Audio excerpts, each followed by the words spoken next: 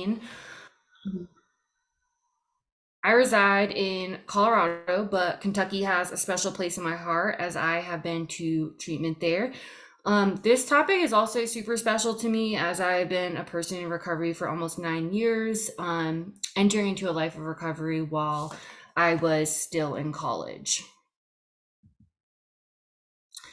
Okay, here's some important housekeeping.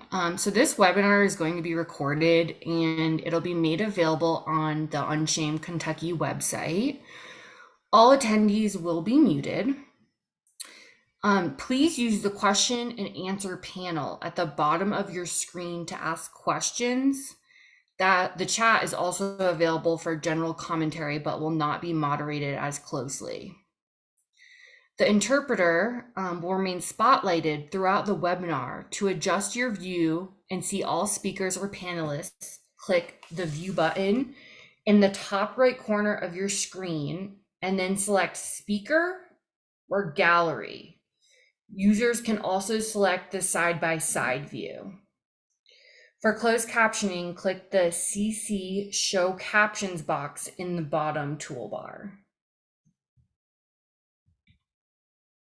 So yeah, we're going to do a little welcome and housekeeping. I'm going to tell you a little bit more about our UNSHAME Kentucky campaign.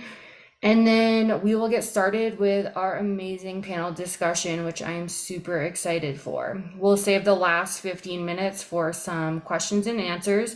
And like I already said, you can submit those questions in the Q&A button at the bottom of your screen. So the UNSHAME Kentucky webinar series is a partnership with the Kentucky Opioid Response Effort and Shatterproof. I want to give a special thanks to Kelly Sanchez for her ASL interpreting services, and Chuck Larson and Lisa Colson from Game Day Captions for closed captioning. I'll be providing a brief overview of the UNSHAME Kentucky campaign, what our approach is, and then we'll move along into our presentation for today.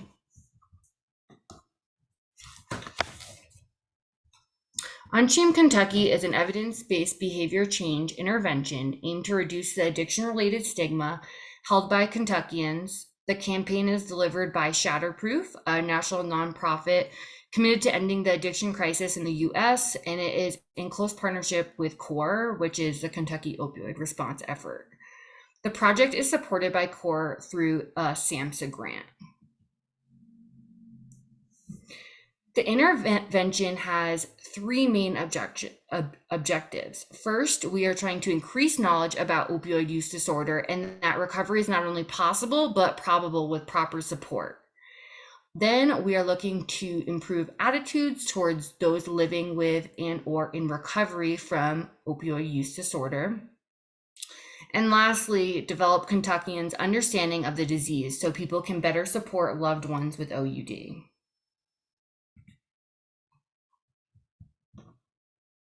So a lot of people have questions about what evidence-based means, and we have a three-pillar approach, which is laid out here for you. On the left, first we have community connection, which is super important. We partner with community-based organizations across the state, and we will conduct needs assessments. This will let us know the areas we need to address. We also have a community impact committee made up of people who reside in the state. They help give insight and keep a pulse on the campaign, look at the areas we are hitting, where we can improve, and how everything is being received in the state.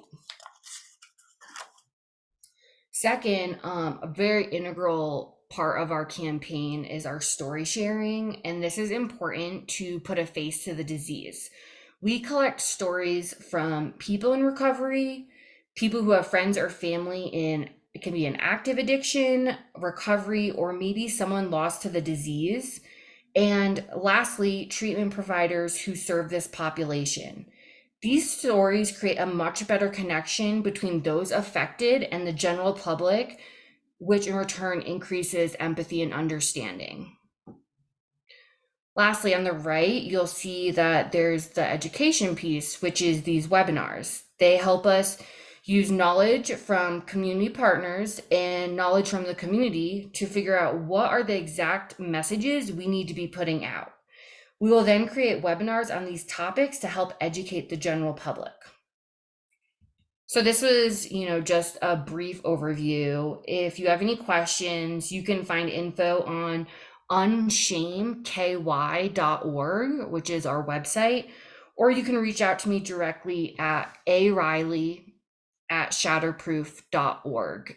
This will also be made available at the end, so you can wait to get that then. So now I'm going to be introducing our moderator for this panel. It is Billy O'Brien. He is a person in long-term recovery of 7 years after 20 years of drinking and substance use. He worked with youth for nearly 20 years through coaching tennis and baseball. In October of 2021, he started working with young people in recovery and got his peer support specialist and motivational interviewing certificates the following year.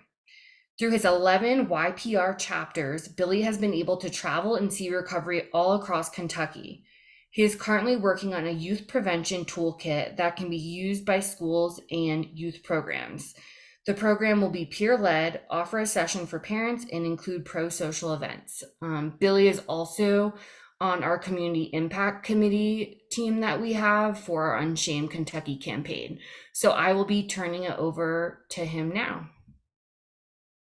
Thanks, Ashley. Welcome, everybody. It's my honor to be here and to be able to moderate this session, breaking barriers, how to talk about substance use with youth.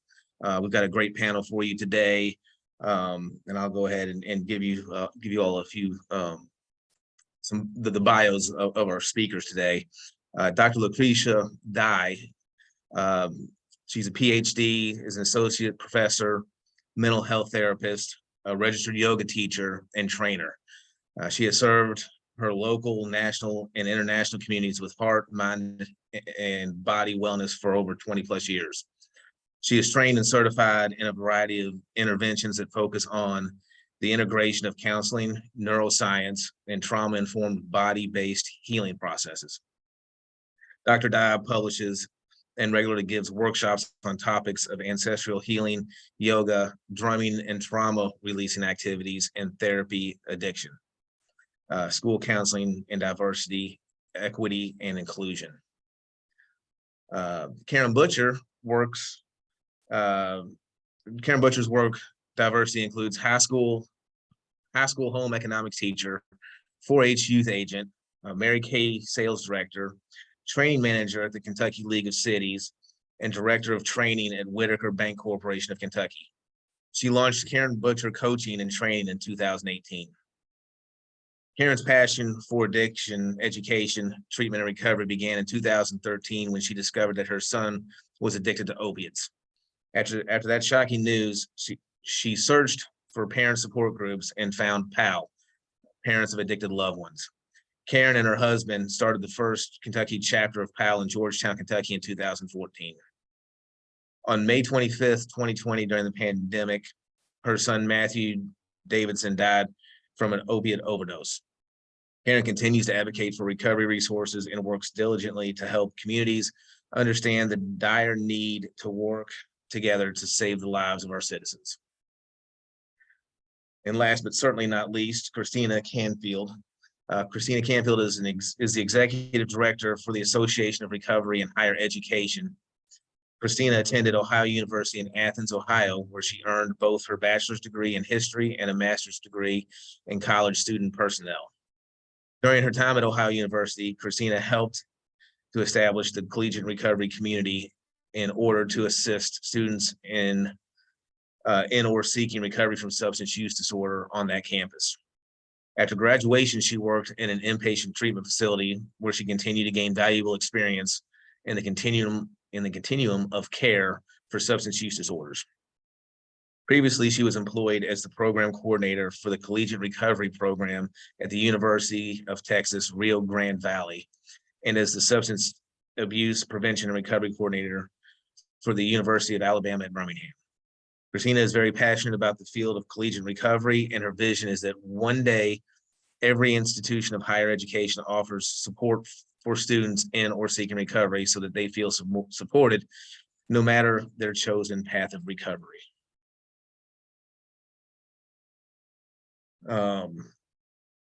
With that, I'll let the panelists go ahead and tell us a little more about themselves. And if you don't mind, just let us know if you have any lived experience, your organization, your role at those organizations, and we'll go into the same order that I just read them. So, Cree, you are up first. Okay, hello everyone. I don't know if my picture is popping up. There it is. Hey y'all. So just happy to be on here with you all. I'm excited to share my own lived experiences just being in addictions work for over 20 plus years. I started in addictions and passionately working with youth as high school counselor in different spaces with youth and serving as mentors of young people who have struggled through addiction, and just passionate about it, in love with it. And I'm excited to share with you all today. Thanks, Cree. Karen? Thank you. I'm glad to be with this panel and talking about this near and dear to my heart, as you heard in my bio from Billy. Having lost Matthew in 2020, I'm even, I guess, a stronger advocate for us finding some solutions here and realizing that prevention and talking with youth is one of the places I haven't focused on. So glad you all are doing this today. And I look forward to learning from everyone here, as well as sharing what I can. I don't have lived experience except being the mom of Matthew. Thanks, Karen. Glad you're here today. And then Christina? Yes, hi, thank you so much. So excited to be here today. Christina Canfield. As Billy read, I'm the executive director for the Association of Recovery in Higher Education. So we focus on the advocacy for and development of collegiate recovery programs in the US, the UK, and Canada. I'm also a person in long-term recovery and celebrated 18 years of sustained recovery earlier this year. So I'm super excited to be here. What an important topic. Yeah, thank you. All right, again, welcome to all of our panelists, and we'll go ahead and jump right in here. And we're going to start off the session with Cree, and she's going to be talking about the unique brain changes during adolescence, so the ages of 12 to 24, two fundamental human needs during this time period, and some of the myths held about adolescence that need to be dispelled. Yes, so Cree, yes. go right ahead. Sorry, brother. I'm so excited to share this. I want to be intentional at us looking at this as the foundation of how we look at how do we work with youth when it comes to substance use. And the foundation is us working on the ways that we think about things, right? What is our belief about young people during this time? What do we believe about them? So I want you all to make this personal. So make you the primary subject as I share this information, okay, family? And then I want you to notice, sense, and feel what comes up for you. So 3 things I want to introduce is just the myths. Some myths that we hear a lot or people say when we're talking about adolescents or young people. So these myths often make life difficult for adolescents, and many of us as adults share these myths and perpetuate them, yes? So one of them is raging hormones. So we have this idea, and people have said that, oh, when young people are going through their adolescent years, their hormones are raging, things are getting crazy, and it's just because of their hormones, it's like they don't know what to do, they lose their minds. That's a myth. 2, it's a time of immaturity and teens just need to grow up. So we might see a group of young people are making some choices that we don't necessarily agree with, but we're in our minds, we're just saying they just need to grow up or they'll grow out of that, right? That's a myth. 3, the adolescence requires moving from dependence on adults to total independence from them. So a lot of times we think that because they're at a certain age that they should be acting or showing up differently. Again, that's a myth. We should not expect them to move to total independence just because they're a certain age, right, family? I want to keep flowing on to the next slide because this is important. Adolescents who are, the whole slide isn't there, y'all, sorry about that. Adolescents who are absorbing negative messages about who they are and what is expected of them may sink to whatever level that we believe them to be at. So if we believe in them to be rising and looking at their full potential, that's what they'll rise to. Let's go to the next one. I think my words were left out there. So we're looking at adolescence as being from around age 12 to 24, yes? And the mind changes, the brain changes. It is on fire during this time. The brain is on fire and changing. Some things that are happening is it's changing in the way that they remember. It's changing in the way that they fundamentally think. Their reasoning is changing. Their focus and attention are changing. The way they make decisions and the way that they relate to others. There's this birth of growth and maturation taking place, not just in their brains, but in their lives during this time. So the way that we can approach it is, how can we approach it as focusing on their strengths? And when we see behaviors that we say, what is the strength behind that? What's actually being sought out? And that's what I want to share now. So we want to have courage. We want to approach it with exploration, with creativity, and just always with potential. The brain changes that are happening. This is what makes adolescent period different from childhood. How they seek rewards by trying new things. We know that young people will try new things, right? And the way that they are seeking rewards, this is important for us to consider. It's a unique time in their brains that they're seeking rewards in a different way. And they feel more intense emotions during this time because of the brain changes. They connect with their peers in a different way. So we should be expecting that. There's often a big pushback on existing ways of doing things to create space. And sometimes we tell a story of they're just difficult or they're being resistance. No, it's the curiosity and the wonder inside of them that they're looking for new ways of being in this world because their brain is fundamentally changing during this time. And then, oh, I put those twice. Sorry, we'll go to the next slide. So here's how I'd like us to approach as we're talking about how do we approach and talk to them. It's looking at the essence of the brain change. So just look at the acronyms, y'all. We're looking at ES, SE, the N, and the CE. And I'm going to break down what each one is about, the strengths and the shortcomings of each one of these. So let's go to the next slide. I want to break it down. So emotional spark. And this is where we see substance use taking place. So there's an intense emotion that may rule the day, right? And it may lead to impulsivity, it may lead to moodiness and extreme, sometimes unhelpful reactivity. For us to look at that as this is the downside of that and just stay focused on that, it can be challenging in the way we interact and service young people, yes? But if we tap into the strength of this emotional spark that has come about because of their brain changes, we can look at life lived with emotional intensity can be filled with energy and a sense of vital drive that gives exuberance and zest. So when they are able to participate in life and experiences and opportunities welcome them to bring this exuberance, to bring this excitement and meaning, then the seeking out of what we would call like unacceptable or deviant behavior won't be as frequent. So what are we doing as adults to create spaces where young people can experience this emotional spark, this strong emotion and how they want to use it in the life that they're living? And then let's move to the next slide. Social engagement, the downside, right, you all? Youth isolated from adults and surrounded by only other youth have increased risk behavior and sometimes total rejection of adult knowledge and reasoning. So let's look at the way that we're setting young people to participate in life.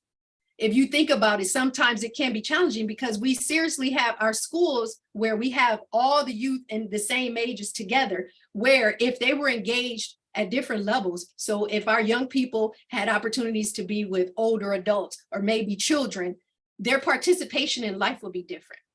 Now that's the downside. When they're all together, it's more likely that they're all really seeking this emotional spark. So sometimes the choices look pretty risky. Here's the upside. It's a drive for social connection and it leads to creation of supportive relationships. And it's the best predictor of well-being, longevity,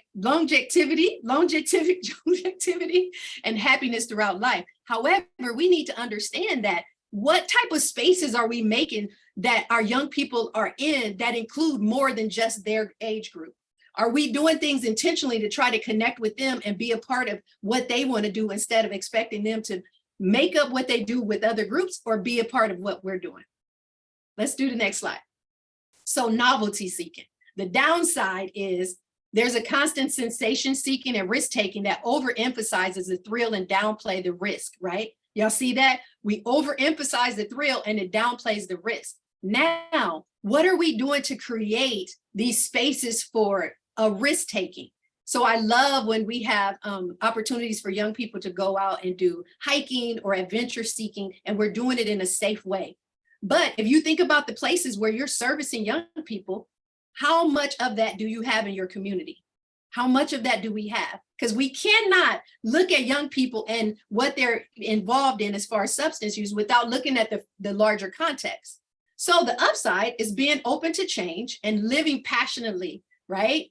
Exploration of novelty is necessary.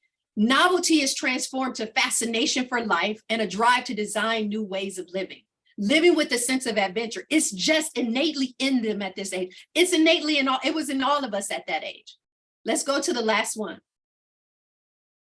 So creative exploration, searching for meaning of life during adolescence years can lead to crisis of identity. So they're searching for who they are, and that's not a bad thing.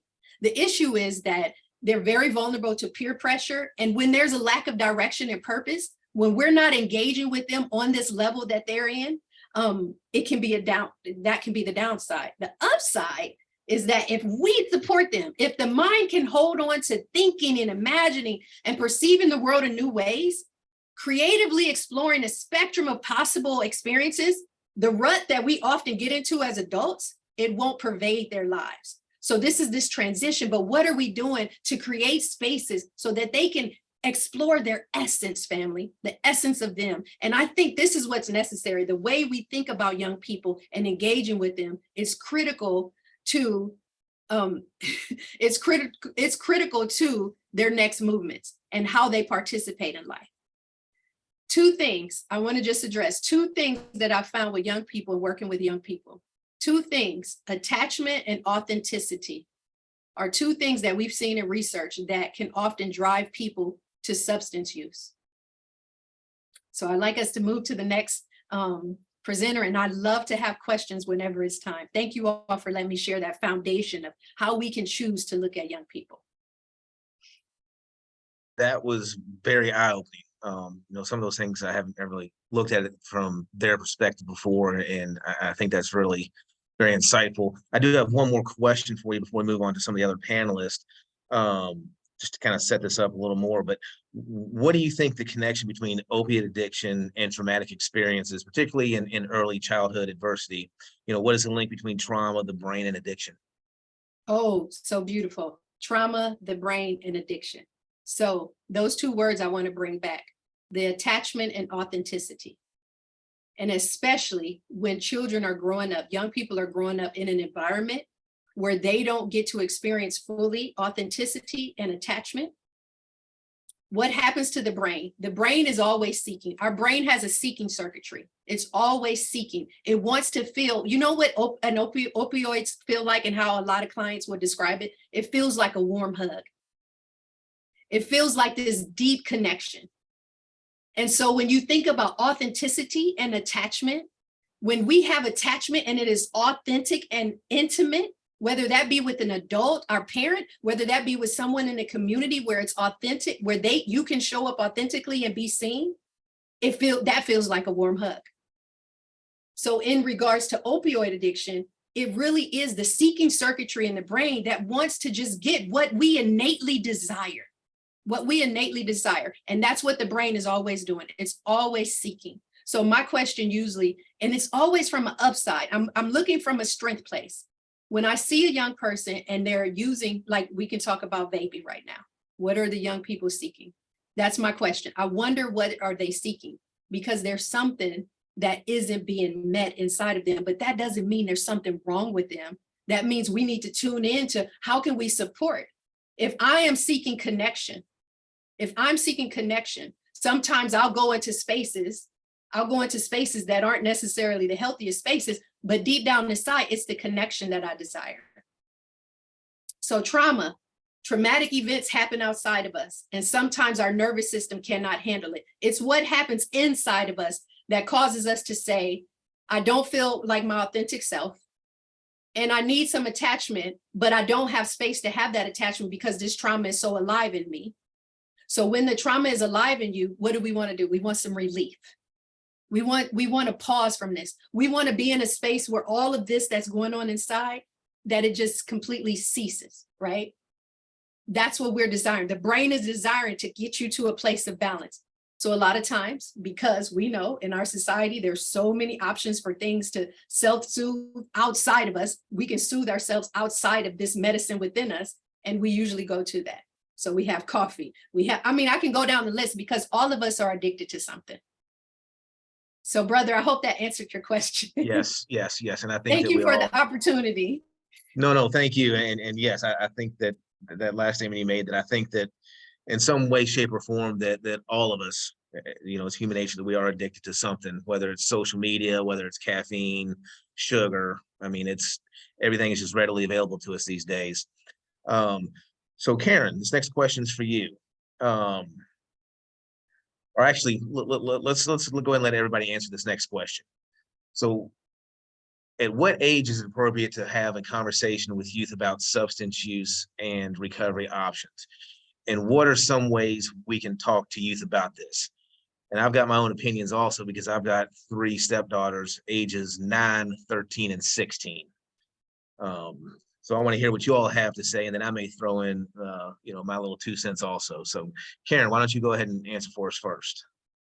Well, I'm also wise and mature enough that I can look in the rearview mirror, but knowing what I know now and what's going on in the school system and in our society, but in particular in Kentucky, and that is, honestly, I think we need to start talking about this in kindergarten, not like we would with older children, but we talk about some refusal skills, and we talk about how to be a friend and not give in to things or support somebody who's doing something we know is wrong. So we start at that basic level with prevention programming. And then I think in the home also, we talk about those same things, to follow up with. I hope the school's doing those kinds of things.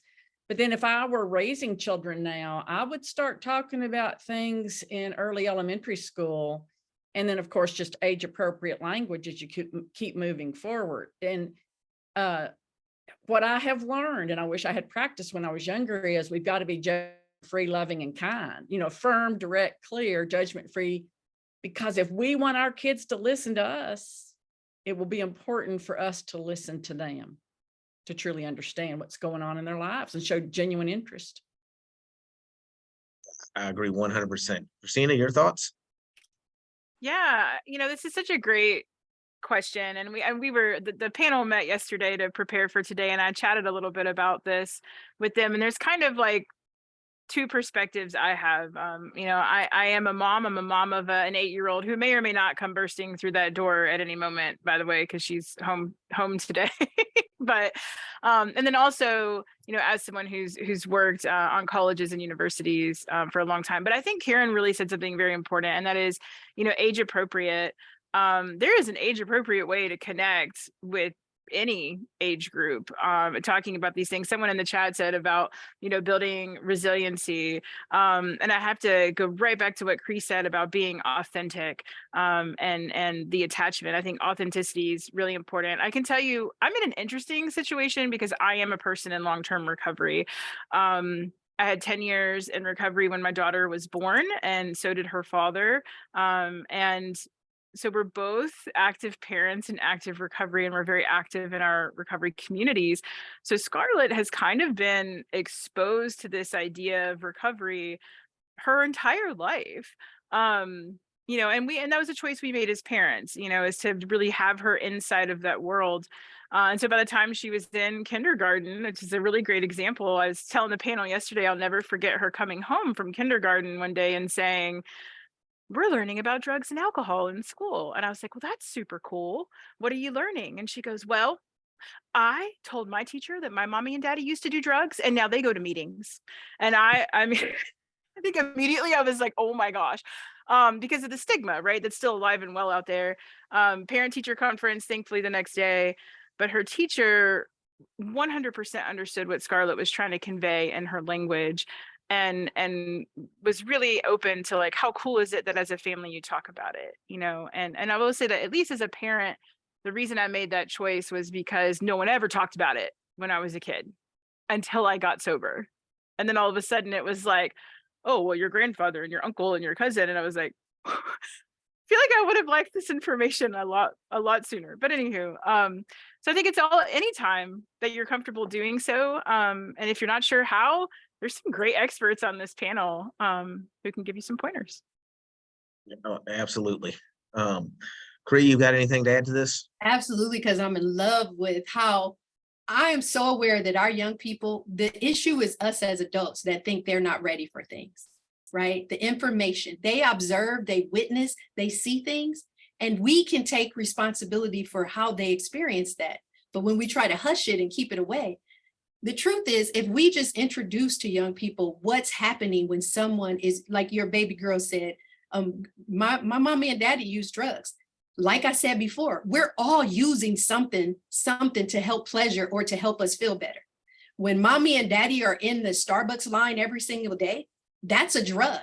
However, it's socially acceptable for some drugs and not others. So just talking about this, sometimes when life feels heavy, there's some people that will go, or all of us, we go to things to help us feel better. What happens is some things when we go to help feel better, it helps us feel better, real good for the moment, but it makes us feel worse overall. And then we can't stop trying to feel better. So I think age appropriate, but I think at any age, our brains are so brilliant. Young people are so brilliant. We can talk to them about that. Or even as a little kid, why they want to just keep eating the chocolate chip cookies instead of dinner.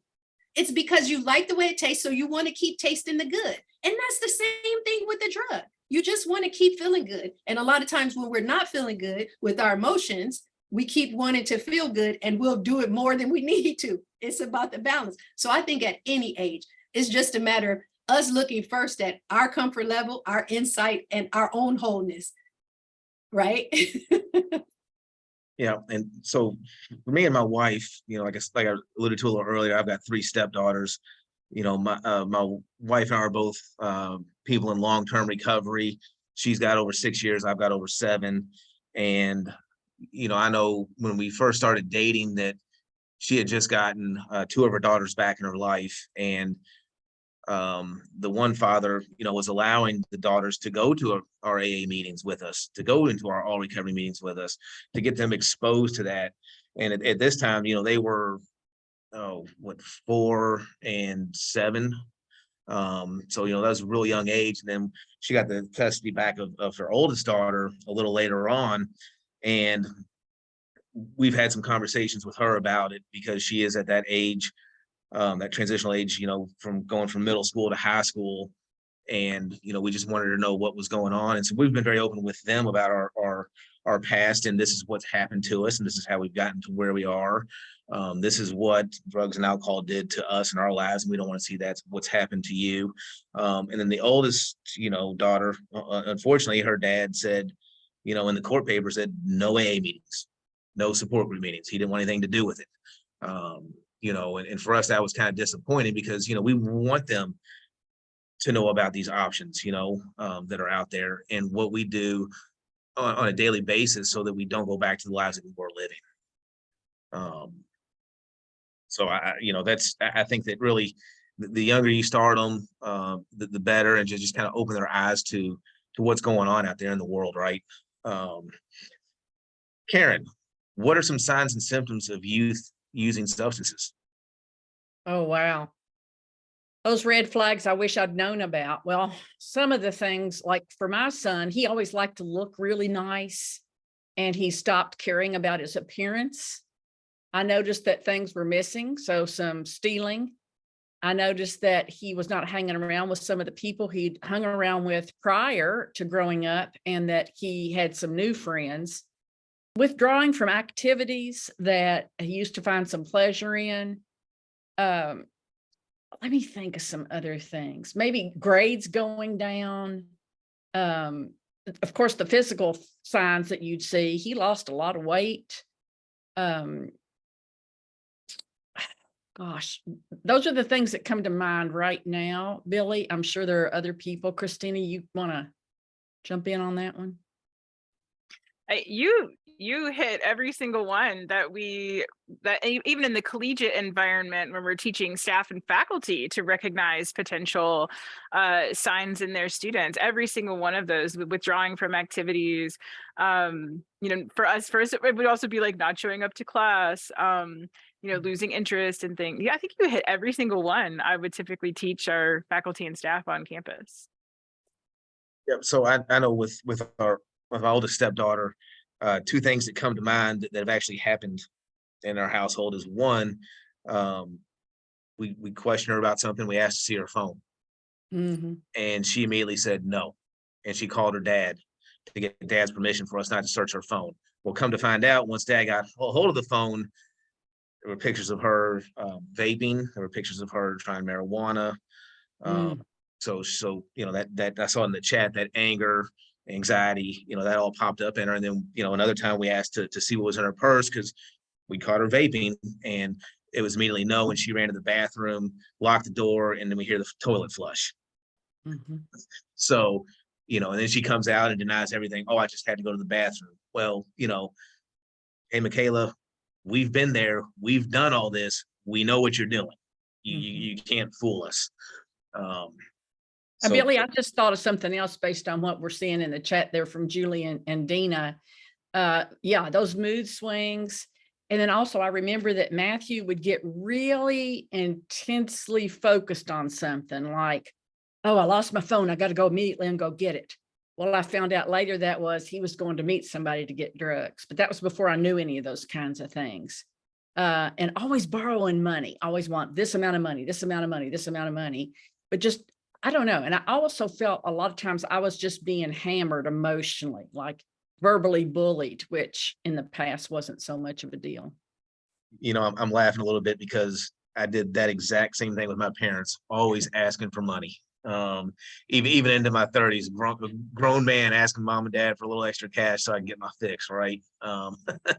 So yeah. So Christina, what do you think we can do to make a difference in our families and communities to help others on their road to recovery?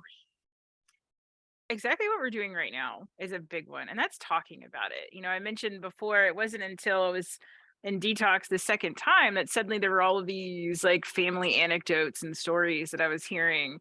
And I remember thinking like, my gosh, like, why did we never talk about this? The reality of my genetics is, I had it was like my great grandfather, right? Like during the Civil War was captured by the North and imprisoned because he was drunk.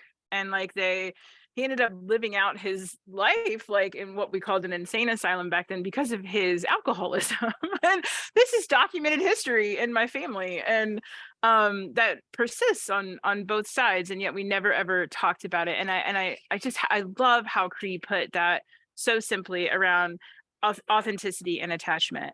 I can remember especially as like a young teenager and adolescent, wanting that attachment to my parents. My parents were going through their own stuff, but my mom would say things like, you can talk to me about anything.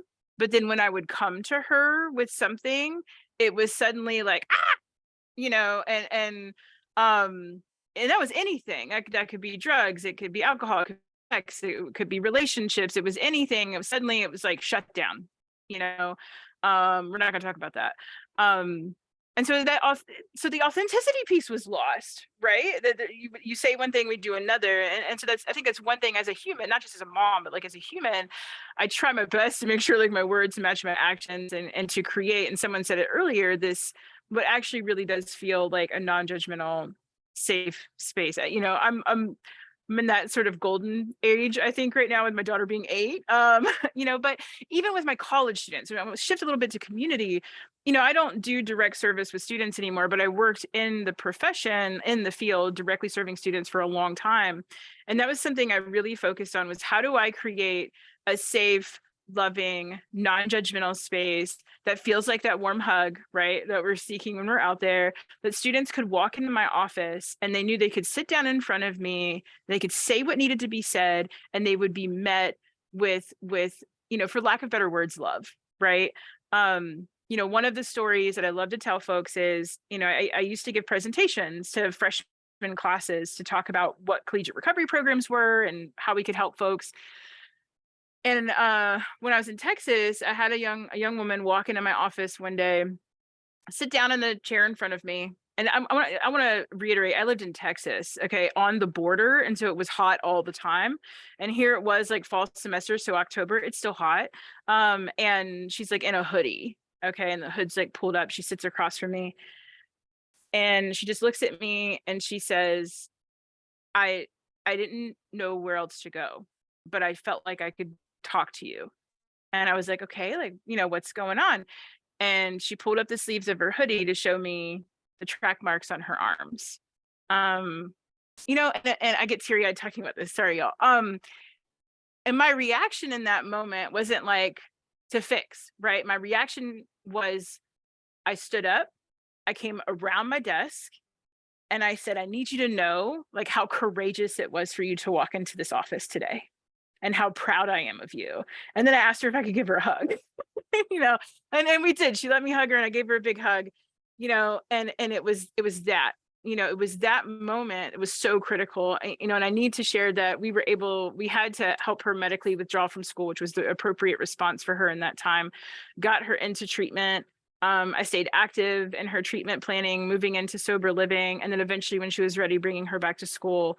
And my gosh, 7 years later, that young woman is still in recovery and graduated from college. And, you know, I'm not going to take credit, you know, but I will say, I think there was something about that moment when you meet someone authentically without judgment. That's how we let people know we care.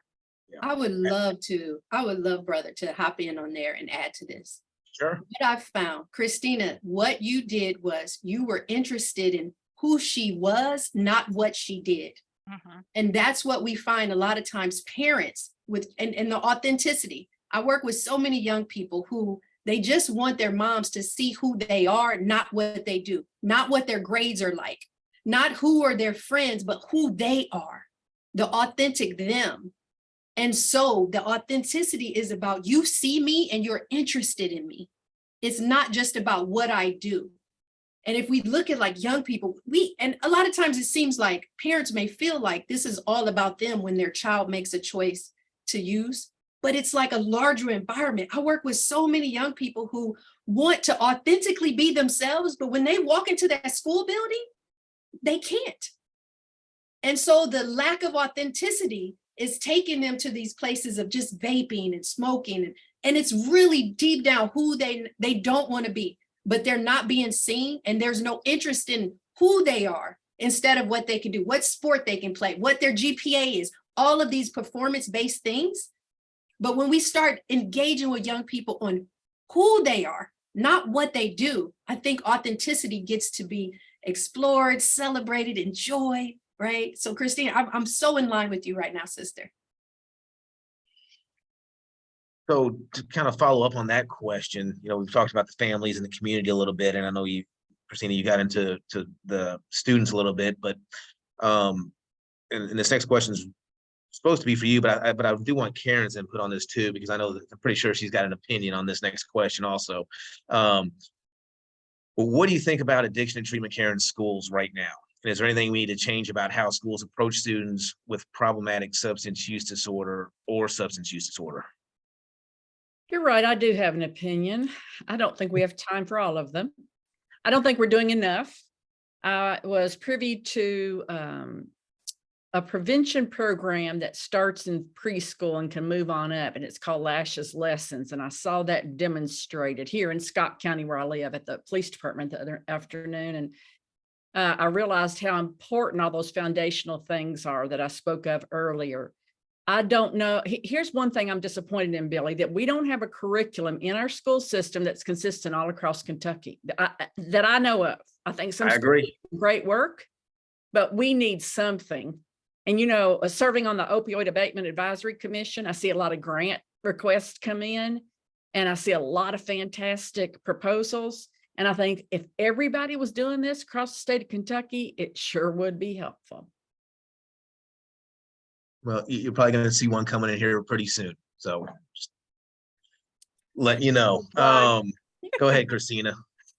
I mean, there's different ways to approach it based on the age and grade, and there's some best practices out there as well that you can look up online.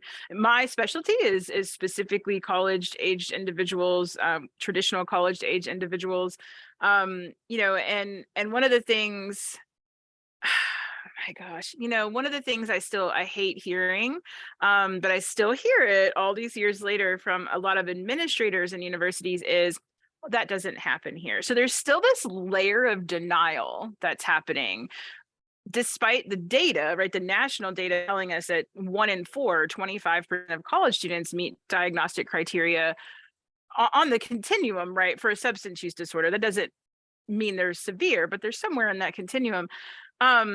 So the denial piece has to stop. And so once we can break through that, I think we can do better education of our students. And Kriya is right. They just want to be seen for who they are. They want to be heard. And I think some of the best experiences I ever had when I was doing prevention on college campuses was meeting students where they were and just allowing them to be them, not showing up to the drug talk, where we're like, drugs are bad, but like talking about it, having real conversations, letting them show up as their authentic self, ask tough questions. And it's so much about meeting students where they are, reducing stigma for resources available. I see that in the chat. That's huge.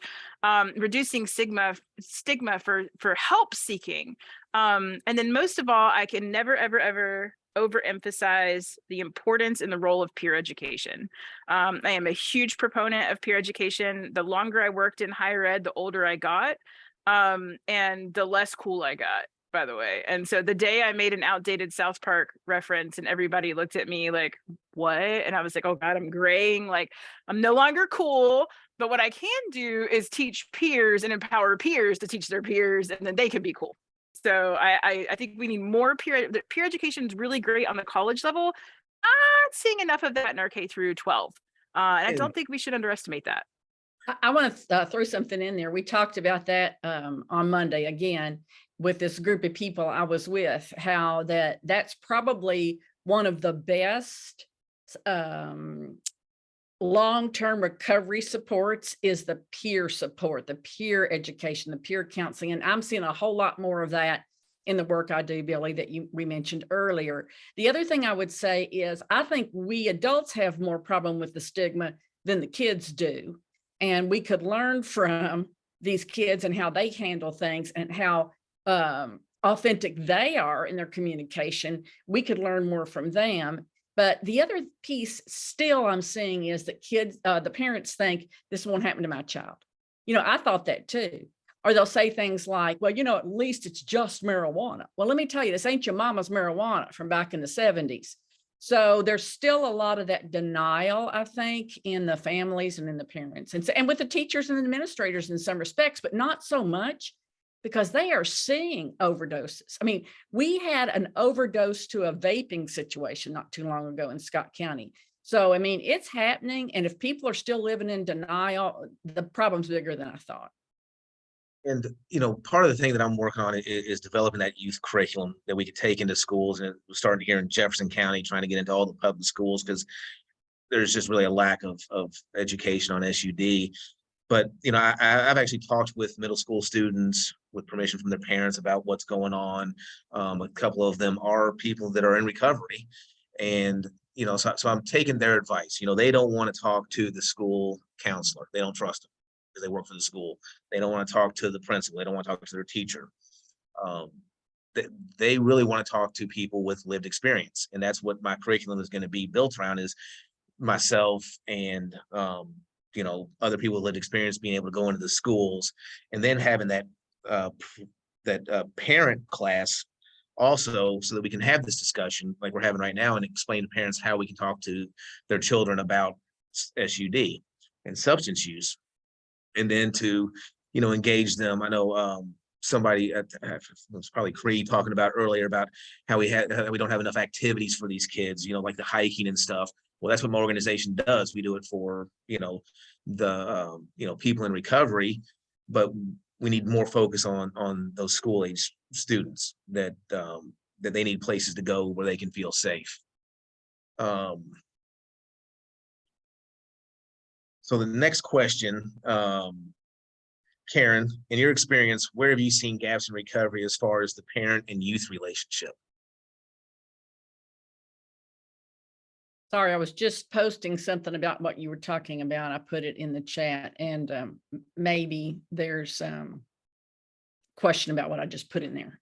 I assume a lot of things sometimes, but I think it comes back to the denial, or just like for me, I didn't know anything about drug addiction, recovery, prevention, any of that, because not my family. This would never happen. We aren't a family like that.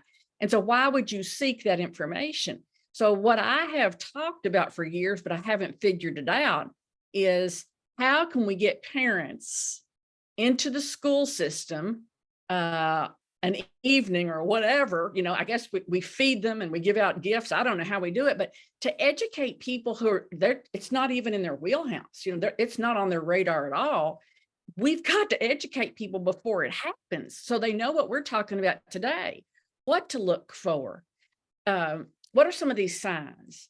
How do they hide? I know you're going to come up to that question a little bit. How do they hide things? Where are they hiding things? What are they? I'm absolutely amazed that when we think we know it all, companies, you can go online, you can get it from other people, you can go into retail stores of, you know, pipes that look like glass figurines and just all kinds of things like that. But the more education we do, I guess, Billy, we just keep doing what we're doing. But there's definitely a gap in the educational piece.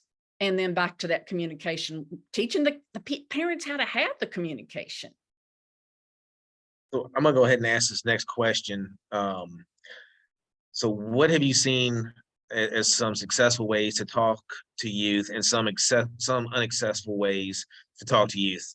Do you have any examples of successful conversations with youth? And Christina, I know you just typed there in the chat that experience that you had with the incoming freshmen and their parents. You want to elaborate on that a little bit to open this up? Yeah, so I just wrote in the chat several years ago at University of Alabama, Birmingham, we wanted to understand what parents or guardians were talking to their incoming freshmen about before they got to us. And the result of that survey, kind of to no surprise, I also live in the deep South. I live in Alabama. And so the parent, it was two separate surveys, parents, students. The parents, through their data, showed that they felt they had talked a lot about substance use and alcohol and drugs, and you know, at least an adequate amount. And the student responses did not reflect that. The student responses were very much like, yeah, my parents never talked to me about this, or little to none. Maybe they talked about it a little, but and so it was interesting to see that sort of dichotomy happening in those responses. So that begged the question, like, if they think they're talking about it, how are they talking about it? And what are they talking about? And why is that unsuccessful? You wanted to add anything? I have a story to share. My middle daughter, when the tornadoes came through Bowling Green, Kentucky, that same month, her best friend was murdered by violence. And she was 20. They both were 20. And she didn't know, like she struggled. Just the idea of losing a friend. I've lost people, but not to violence in that way. She started smoking weed a lot. And my place was, I sought out her getting, seeing a therapist, mental health support, and just other things, going to the gym. I brought in everything that I know as a healing modality. And what she did was she kept smoking. Here's when I approached her, I understand that I don't want her to smoke. However, I asked her, what is it serving you? What is it doing for you? And she said, Mom, sometimes I can't turn my brain off about it all, and I want to stop. And it's like, it just takes over me. the sadness, the fear, the longing, the wishing I was there, like all these stories, right? And so the way that I approached her is, my desire is that you find the medicine within you, but sometimes things outside of us feels like it's just too much and we need some support. We need support, and we need to get down to the root of the choice and not just always dealing with symptoms. For example, all of us are eating processed foods to the point where we're not healthy anymore. So what's at the root of that? Why are we seeking to eat things that we know aren't good for us? So it's like the environment becomes so overwhelming that I just can't handle it anymore.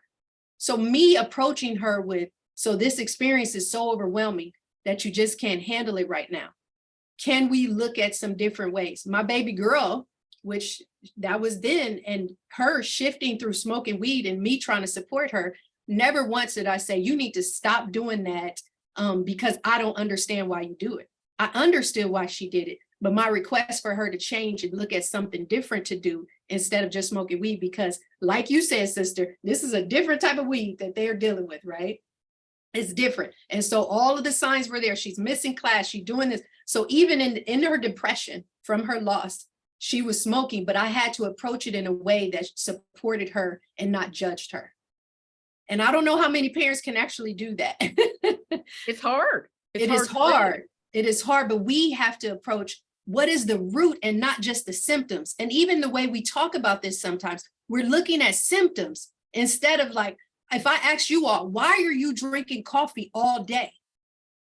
Why are you drinking? And all of us will have a reason why we grab coffee, why we're drinking Mountain Dews. And to me, it's on that level. When our children are vaping, it's no different from why you go and drink so much coffee. What is the environment doing to you? And if we look at what's going on, what has become too much for you, that you need to use things that are not good for you. So I think us really looking at the core. And then when we're talking to people, usually when I'm working with someone, I say, oh, just like me. So I tell my students to say that. When you see someone using drugs, I'm like, oh, just like me, they have an issue with an addiction. Mm-hmm. And I ask all my students and my clients to say that. And when I start with someone, the man standing on the corner that's asking for money, oh, just like me, he's faced some hard times. There's been plenty of times. But when we look at, all of us have something, but how we approach it is important, I think. Billy, I'm going to add something there from my, coaching perspective, because I kind of come at life this way. My friends will say, you don't need to coach me. I just want you to listen to me. But I have found that if we ask more questions than make statements, that opens up the conversation. So rather than saying, why are you using drugs? I mean, that's a question, but it's a why question. I might say something like, hey, help me understand what's going on with you, and just leave it open and keep my mouth shut then after I ask the question. Or I might say, what's the benefit to you to doing these things? To get them to start thinking about and processing their own answers. And I teach this even in the PAL meetings where we have the parents come and they're trying, how do I handle this? But to ask more questions than making statements. Yeah, ask those open-ended questions, because what I'm seeing also from my perspective is that a lot of times kids, children, even adults, a lot of times people just want somebody to listen. Absolutely. And we don't do enough of that. A lot of it's a lot of closed-in questions, yes, no answers, and we don't really necessarily get to the root of the problem. If we ask those open-ended questions, we give that person a chance to be able to let their voice be heard.